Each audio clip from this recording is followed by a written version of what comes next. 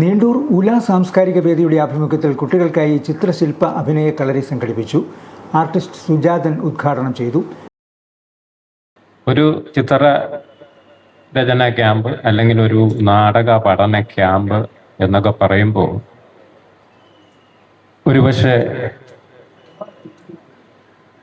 എത്രമാത്രം ആഴത്തിൽ അതിൻ്റെ അർത്ഥം അല്ലെങ്കിൽ അതിൻ്റെ വ്യാപ്തി നമ്മളുടെ മാതാപിതാക്കൾക്ക് മനസ്സിലാവും എന്നുള്ള കാര്യത്തിൽ എനിക്ക് സംശയമുണ്ട്. മാതാപിതാക്കളുടെ മുന്നിലുള്ള പ്രധാന വിഷയം കുട്ടികളുടെ പഠിത്തം മാത്രമാണ്. അവരെ വലിയ നിലയിൽ പഠിപ്പിച്ച് വലുതാക്കുക, വലിയ ഉദ്യോഗസ്ഥകളും ഉദ്യോഗാർത്ഥികളും ഒക്കെ ആക്കുക, അതൊക്കെയാണ് ലക്ഷ്യം. ഇതുപോലുള്ള ക്യാമ്പുകൾ, പ്രത്യേകിച്ച് ഈ അവധിക്കാലത്ത് കേരളത്തിലുടനീളം ഇത്തരം കുട്ടികൾക്കായിട്ടുള്ള ക്യാമ്പുകൾ ഏറെ സംഘടിപ്പിക്കപ്പെടുന്നുണ്ട്. ഒരു കാര്യം നമ്മൾ മനസ്സിലാക്കേണ്ടത്, ഇത്തരം ക്യാമ്പുകളിൽ പങ്കെടുക്കുന്ന കുഞ്ഞുങ്ങൾ